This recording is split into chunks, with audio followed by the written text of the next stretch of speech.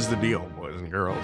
I'm not sure if you've noticed this, and you probably have, but since like 2016, people have been comparing Donald Trump to Hitler.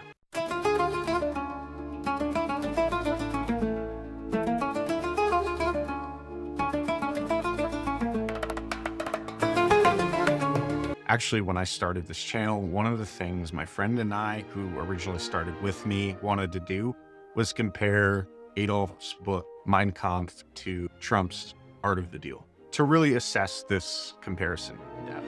And by the way, if you're wondering what I've been doing with Christmas decorations up, I was on vacation for a few weeks. I live in South Dakota, pretty cold here, and Florida seemed nicer. So I didn't have time yet to take everything down, but while I was gone, some really interesting YouTube political worthy stuff came up that I have yet to cover. And this is really gold for a channel like mine. First, Renee Good died in Minneapolis after she tried to strike ICE agents with her car. I actually shared this on my Facebook page, and I lost a surprising amount of friends for how conservative my friends list is. I do have some liberals on there, but this was a really contentious hot button issue. I actually really want to go to Minneapolis to cover this soon. I live in South Dakota, so Minneapolis isn't a super far drive for me, and I'd like to go and maybe cover some of what's going on in Minneapolis, ask some people some questions. So if you want to stay tuned for that, potentially, be sure to subscribe to my channel. But anyway, this whole Renee Good thing is pretty crazy. And speaking of pretty, I did not do that on purpose. A dude by the name of Pretty also died. That also drew a lot of nationwide protests. I wouldn't say it's to the level of the George Floyd protests yet, but it is fairly crazy. I actually have a few videos about that. One thing that I thought was really interesting is the site GoFundMe. Really skeptical of them. They've been raising hundreds of thousands of dollars for anti-ICE equipment like vests and pepper spray and weapons. So it's really crazy that a multi-million-dollar organization like GoFundMe would be complicit in something like that. That's something I really want to look into. But all of this has amplified the Hitler-Trump comparisons. Trump is Hitler and ICE is his personal Gestapo, and there are calls to impeach Noam, which I didn't really know was a thing. But I actually found this crazy video that gave me this idea. And I'm not going to play it here because if there's one thing I've learned as a small 240 subscriber YouTube channel, it's that whenever I play a 10-second video of any liberal news organization, they love to hit me with copyright strikes, which I find kind of crazy. But they definitely take that opportunity, especially on a conservative channel like mine. But I'll just sum it up by saying that there are several Jews who have gone back to Germany to reclaim citizenship. Jews that haven't been to Germany since the Holocaust. So they haven't actually ever been to Germany, most of them. Their grandparents, and in some cases, great-grandparents, fled Germany when Hitler had taken over. And basically, the whole point of the video was that they were scared to live in the US because they feel that with Donald Trump as the president, things are getting so bad that they're like 1930s Germany.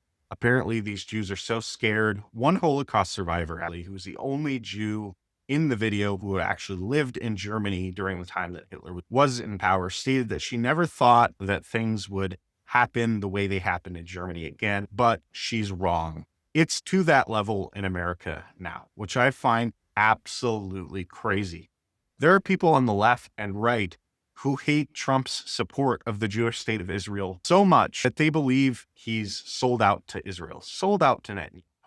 There's all these conspiracies that the Epstein files somehow were like this Israel secret operation and that they have dirt on Trump, and that's why he's so friendly to the Jewish state. So you have that on the one hand, and then on the other hand, you have people saying that for Jews, it's as dangerous as it was in 1930s Germany. That is so freaking ridiculous. And the other problem I have with rhetoric like this, and I've said this on this channel before, when you say that someone is like Hitler or that a group of people is like the Nazis, you really are justifying doing anything to them. We saw that during Charlie Kirk. We saw that during the attempted assassination of Donald Trump. This is really dangerous rhetoric. It's the type of rhetoric that gets people like Good and Pretty killed. Side note, I think ICE is doing pretty.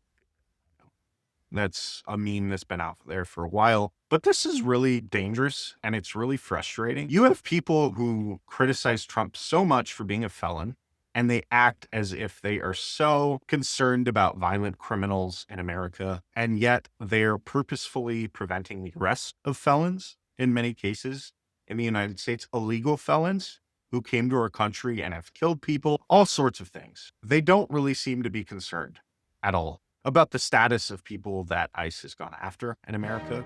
And quite frankly, I think these comparisons are absolutely ridiculous. If people want to go to Germany and seek citizenship, I think they should stay there. To compare Trump to Hitler is completely dishonest. Deporting people is not the same as sending them to concentration camps where they die and starve to death in the millions. I don't even think that ICE has killed tens of people. And most of them, by the way, have deserved it, like Pretty and Good. And another individual who shot an AR-15 in the air was confronted by an ICE agent and then pointed said AR-15 at him and was killed. I'm not someone who's celebrating these deaths, but quite frankly, yes, like there was probable cause to use force. And so I am completely baffled by the left, as many of you probably are. And people on the right, I really think you gotta go crazy when people make these comparisons. When people call Republicans Nazis, when they call Trump Adolf Hitler, they are inciting violence. And I think this is something that we on the right need to take extremely seriously. It's ridiculous. And they're indoctrinating the younger generation by using hyperbolic language like this. And it seems right now as if we're winning because we have a Republican in office who's doing quite well. But this sort of rhetoric is radical. And we see how radical it is when people like Pretty and Good put their lives in harm's way believing these sorts of things. Stay tuned. I think I might be covering Pretty and Good more in depth later on in this channel. And like I said, I'd like to go out to Minneapolis, but either way, I have a lot of content coming for you guys. And it would mean a lot to me if you like, share, comment on this video, and subscribe. Until next time.